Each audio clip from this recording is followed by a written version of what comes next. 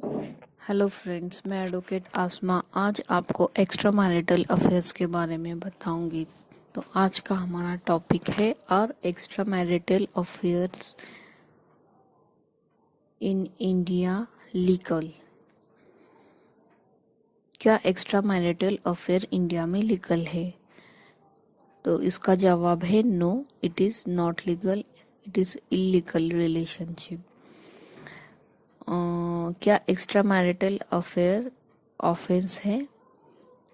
तो yes, it is offence under section 497 of IPC और उसे अडल्ट्री भी कहा जाता है। और क्या एक्स्ट्रा मैरिटल अफेयर पनिशेबल है? तो यस, इट इज़ पनिशेबल। या लॉ और पनिशमेंट है क्या उसके लिए? तो उसके लिए लॉ और पनिशमेंट भी है। तो 2017 तक एक्स्ट्रा मैरिटल अफेयर्स को एज अ अडल्ट्री डिफाइन किया जाता था, अडल्ट्री माना जाता था under section 497 of IPC. Adultery यानी जब एक शादीशुदा आदमी दूसरे शादीशुदा औरत के साथ उसके पति के परमिशन बगैर यानी पति के कंसेंट के सिवा उसके साथ जो रिलेशन बनाता है वो उसे तो उस शादीशुदा आदमी को 5 इयर्स की 5 साल की सज़ा या फाइन या दोनों सज़ा मिलती थी। और इसमें उस औरत को सज़ा नहीं मिलती थी, चाहे उसने अपने पति की परमिशन ली है या नहीं ली है। सिर्फ उस शादीशुदा आदमी को ही सज़ा मिलती थी। तो इस तरह ये अडल्ट्री का 497 सेक्शन एक तरफा था। और 2018 में Joseph shine versus union of India case में एक लैंडमार्क जजमेंट पास हुआ था, जहां सुप्रीम कोर्ट ने इसे अनकॉन्स्टिट्यूशनल कहा था, इस सेक्शन को 497। तो अनकॉन्स्टिट्यूशनल सेक्शन कब होता है? जब दूसरे कॉन्स्टिट्यूशन लॉ में के जो आर्टिकल वॉयलेट होते हैं। तो यहाँ आर्टिकल 14, 15 और 21 वॉयलेट हुआ है। Article 14 equal protection before law, तो मेल और फीमेल को सेम पनिशमेंट नहीं है, तो इक्वल प्रोटेक्शन नहीं मिल रही थी।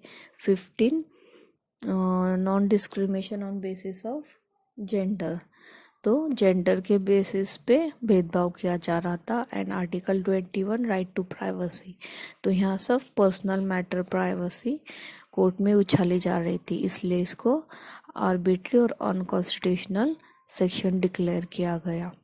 और सुप्रीम कोर्ट के जो कॉन्स्टिट्यूशनल बेंचेस थे जजेस के, उन्होंने ये भी कहा कि husband is not master of wife, treating her as his own property, यानी वो उसका मास्टर नहीं है, वो वाइफ खुद अपने मर्जी की मालिक है और वो अपने मर्जी से कंसेंट दे सकती है किसी के साथ अफेयर करना है, रिलेशन रखना है या नहीं रखना। और फिर 2017 के बाद ये सेक्शन ऑन कॉन्स्टिट्यूशनल डिक्लेयर किया गया। तो इसका मतलब ये नहीं है कि एक्स्ट्रा मैरिटल अफेयर इंडिया में लीगल है, तो दूसरे भी इसके लिए लॉज है। तो ये वैलिड ग्राउंड है डिवोर्स के लिए। तो under section 13 clause 1 sub clause I of Hindu marriage act और दूसरे भी पर्सनल लॉ, तो हम डिवोर्स फाइल कर सकते हैं। Then ground for judicial separation under section 27 clause 1 sub clause A of Indian divorce act 1869, तो ये वैलिड ग्राउंड है जुडिशियल सेपरेशन का पिटीशन फाइल करने के लिए। और कंपनसेशन भी क्लेम कर सकता है अगर किसी हस्बैंड या वाइफ ने अपना स्पाउस का एक्स्ट्रा मैरिटल अफेयर प्रूव किया कोर्ट में, तो वो as a remedy compensation claim कर सकता है। तो उसके बाद है सेक्शन 498A आईपीसी क्रुएल्टी, तो इसे अडल्ट्री को एज अ क्रूएल्टी भी डिफाइन किया गया है बहुत सारे हाई कोर्ट ने इंडिया में।